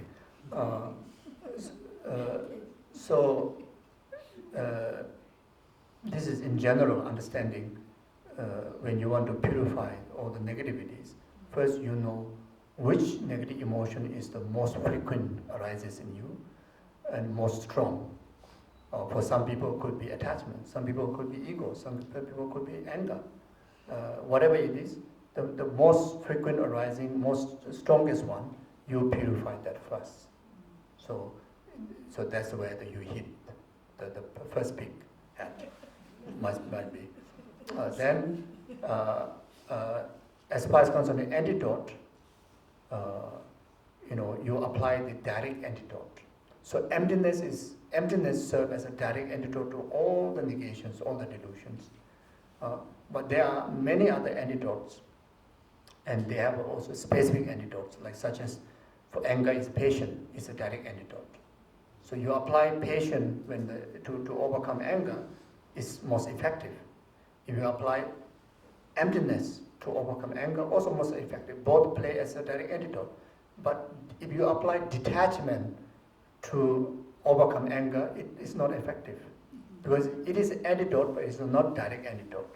So it is also talking about, to tame each of the, could be like pigs or whatever, you have to train rightly, one by one, hitting to the real spot, something like that.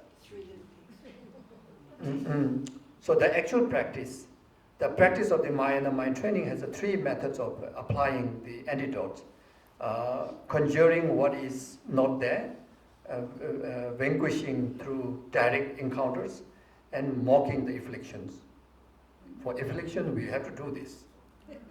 We always have to mock the delusions. We always, we always have to show this appreciative about the negative emotions. But in our normal time, we actually support the negative emotions. When the desire asks for something, you will give whole 100% of yourself to make sure the desire is fully fulfilled, and you do very happily. Maybe not happily, but whatever. Sounds like happily. So whenever anger asks you to do something, attachment asks you to do something, you try to be very lazy. You get so distracted with virtuous things. So that's the way.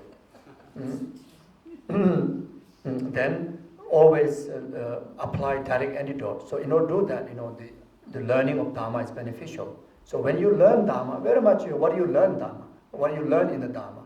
You learn about the characteristic of all the delusions, all the karma. These are to be purified, isn't it? There are 84,000 delusions. There is 360 negative forces.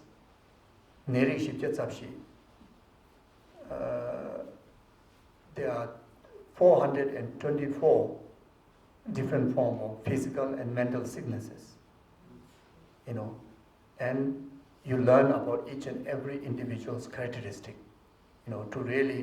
To purify the disease, you need to know the disease. Isn't it like Buddha taught in the Four Noble Truths? Suffering is to be known.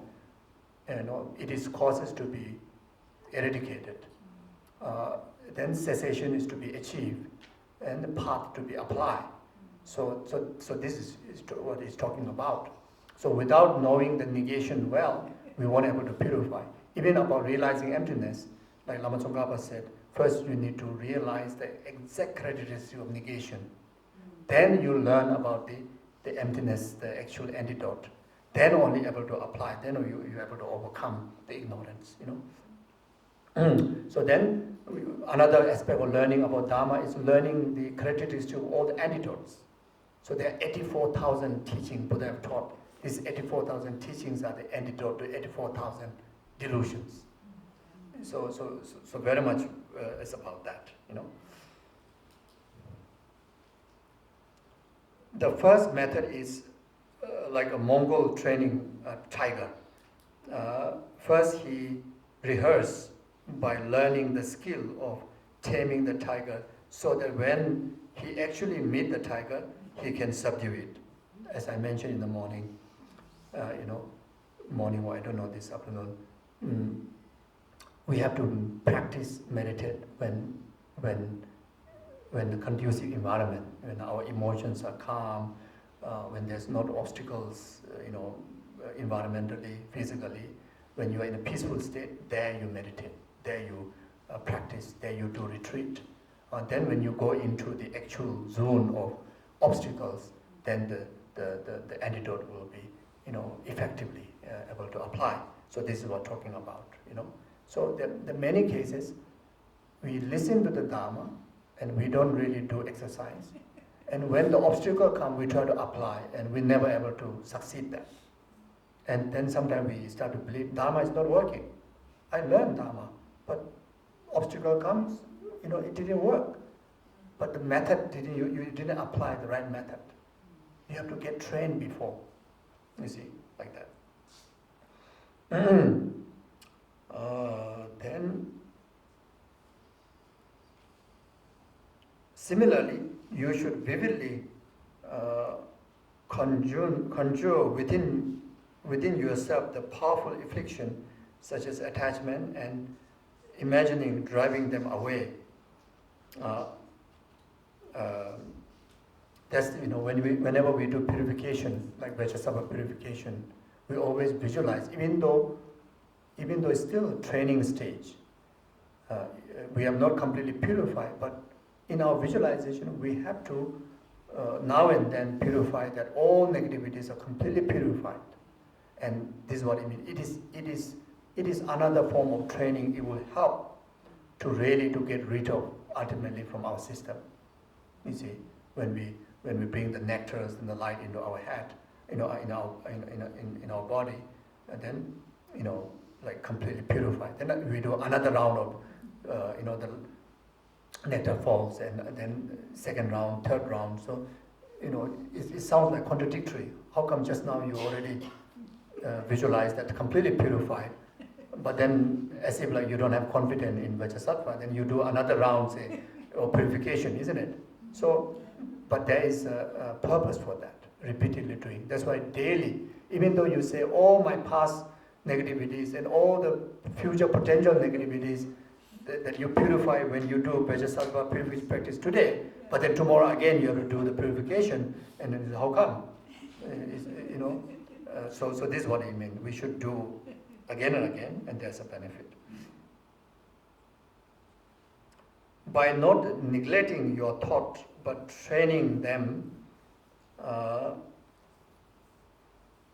the antidote will appear spontaneously whenever affliction arises, and because of this, you will not be overwhelmed by the adverse conditions. So again, consistently practicing the Dharma, then this is like application of antidote. And eventually, all the antidote becomes spontaneous in our system. Then there's no room for any delusions to intrude into our system. In other words, you will not fall under the power of the affliction.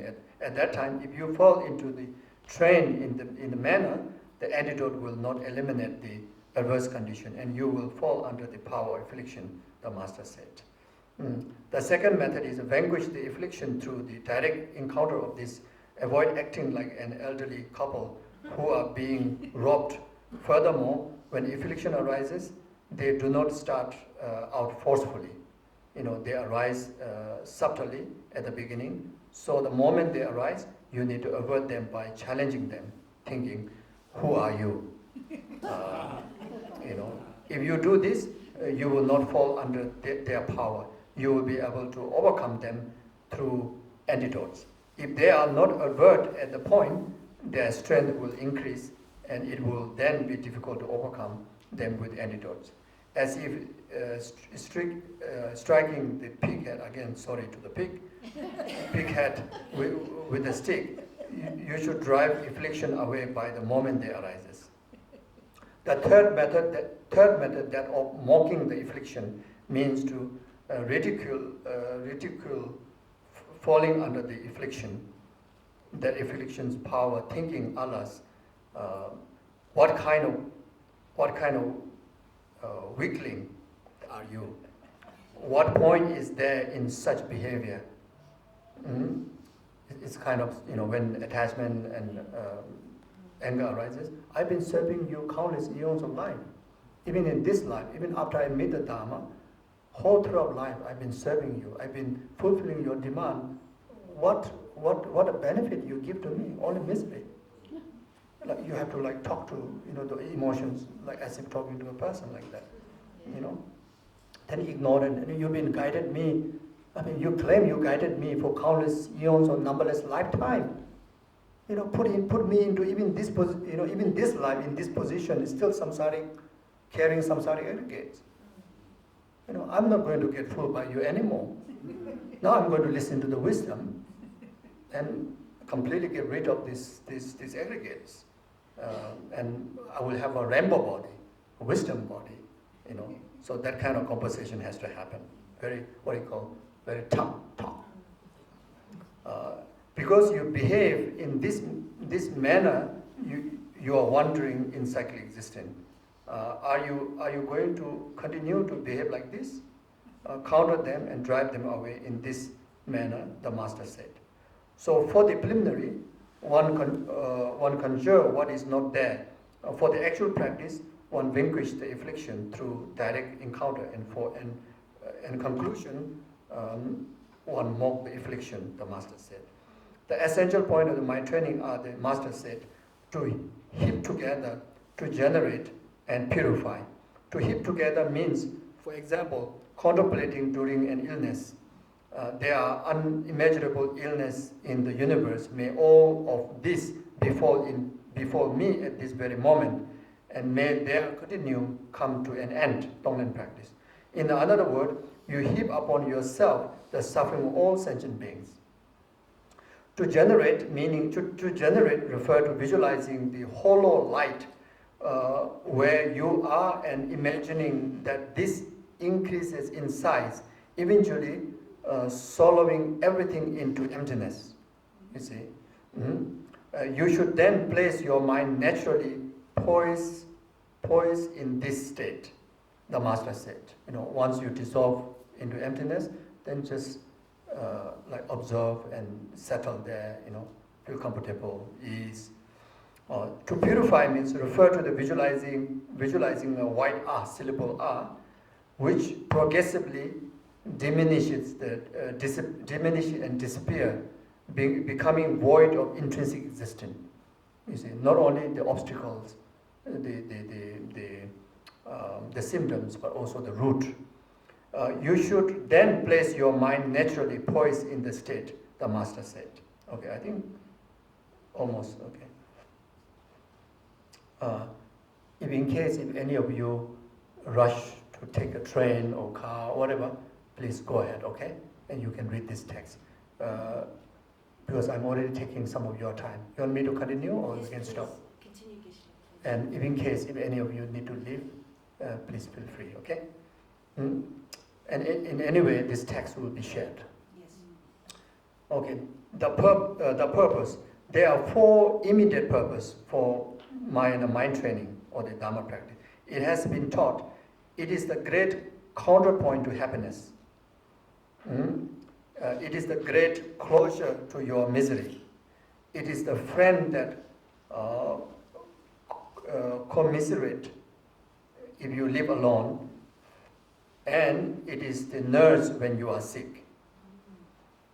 It is the great counterpoint to happiness, meaning without a teaching such as this mind training, then generally when things are going well, you do not practice. But when your fortune decline, you develop an interest in practice. Recognizing that since cyclic existence in this nature of suffering, the perception that it is joyful is delusion. When such thought that it is joyful occurs, inquire. Where does this arise from? Again, it's meditation on emptiness. If it is abides, ask, where does it abide? If it is cease, analyze, where does it go when it ceases? At the end of the day, every practice needs to conclude in emptiness. So this is the teaching, how to do about that. What color and form does it have? If you view cyclic existence in this manner, you will come to understand that it is devoid of intrinsic existence. This is the counterpoint to happiness, what it means. It is the great closure to your misery. If you lack this type of spiritual practice, then when tragedy strikes, you tend to aggravate it further with such thought as, why is this happening to me? Whereas when you possess this mind training, usually you recognize self-grasping as the root cause of your suffering. The grasping at body as a mind is to be blamed.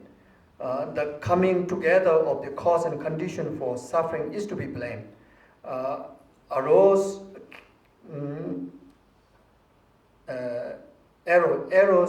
cannot hit the target not put up. Birds cannot land on the roof not erected. Similarly, if you do not grasp the body as a mind, you simply have no basis for suffering to arise. You see, so first arise as a self-grasping as a me. Because of the false of that, then all the self-cherishing arises like a mine. This is mine, this is not mine. If your self-grasping is to blame, without grasping as a mind, at what you cherish to cherish so much is your heart, this situation will not arise. Can suffering exist in the earth, rock, mountain, cliffs, or in any space? As you rob in this manner, suffering is pacified, and this is to closure to your enemy. As I mentioned before, any suffering comes in your way, even physical suffering. You search within your aggregates, first physical aggregate, then mental aggregate, and then the rest of the other phenomena. You investigate even in the elements, So during that, the helpful is immediately you get distracted from only focusing on the pain, only that obstacle. Already, subside the misery. Then when you arrive to the final, the finding of emptiness of it, you get liberated. Even physically, maybe the wound is still not healed yet, but the karma is already healed.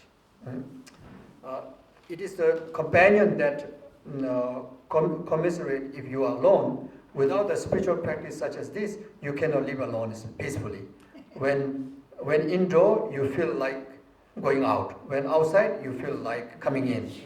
However, with a practice such as this, you recognize that in general, self-grasping is the root cause of the suffering of all beings. So think, since grasping into something as having intrinsic existence, when in fact there's none makes me suffer. I shall let go of it as best as I can. I shall let go of it so that it is wiped clean.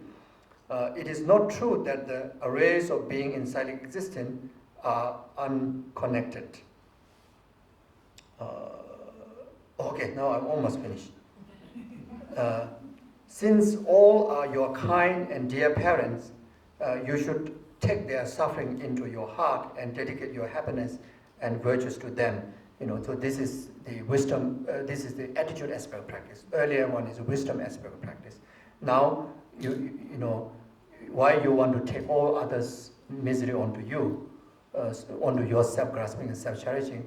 Because all the sentient, you would do like that to your loved one, isn't it? You would do that to yourself. You would do that to your loved one. And why not you cannot do the rest of the other sentient? Because the rest of the other sentient has been your mother in the past. So that's the reason that you can really take upon all others' misery onto yourself. As you practice by exchanging these two, and even once experiencing its taste, day and night will seem very short. So if you live alone, this mind training become a commiserating friend. This too is giving and taking, Yeah. So you will be so busy, you will never feel lonely. You will so busy benefiting others, so busy elevating others' suffering, giving goodness to others. Where to feel lonely? It is the nurse when you become ill. If you lack this mind training, then when you become ill, no nurse will seem satisfactory.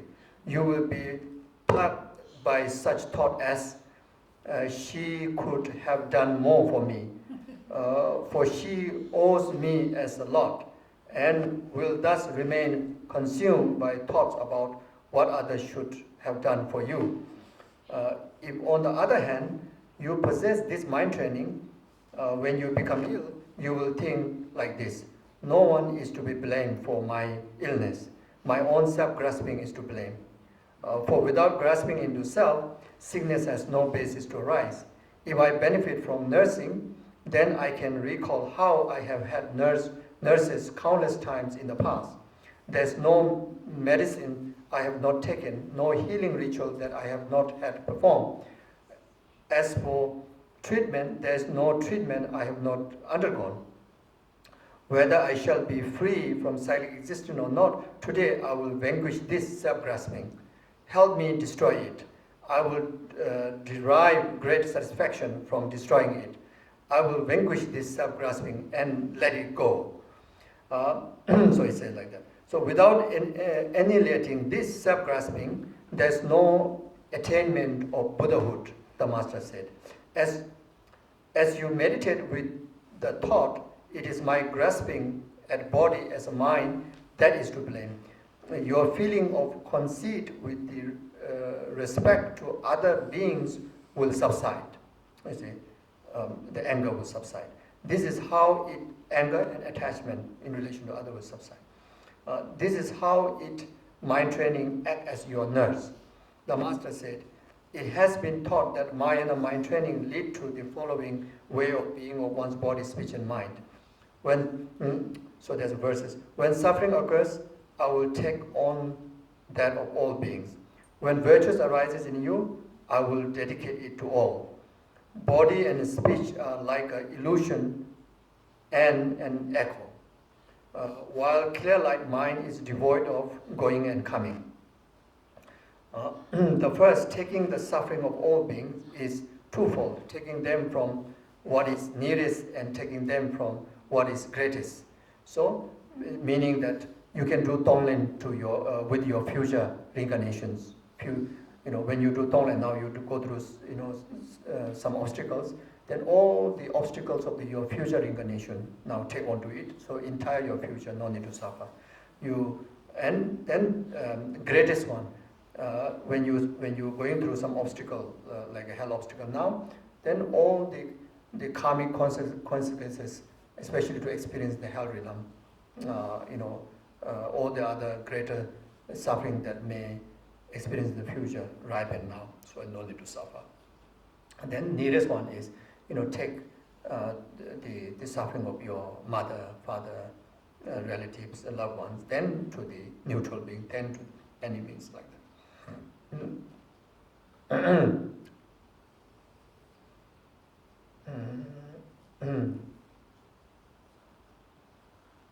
Twofolds.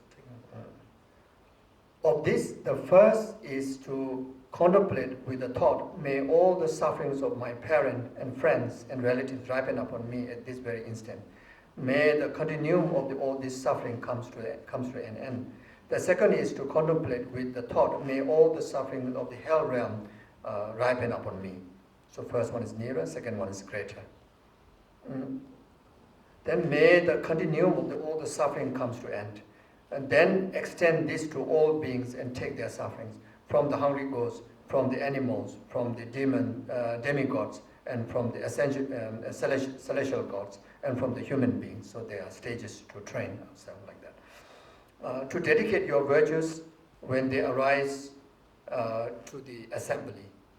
Whatever virtues arise, engage in the meditation with the thought, may my root of the virtue comes to fruition upon my true parent, upon all the sentient beings of the 6 classes. May all beings enjoy happiness and free from sufferings. Regarding viewing your body and the speech as illusion and echo, the body is said to be like an illusion. Through the power of the mantra and the magical substance, the magician casts a spell on the eyes of the spectator, thus making them perceive various illusional creation. Though he himself does not apprehend them as real. Even at the moment perception appears, things do not exist as such. Taking this mere appearance that transcend the extreme of the both permanence and nihilism as a metaphor for the body, and meditate on the absence of the intrinsic existence in the face of appearances.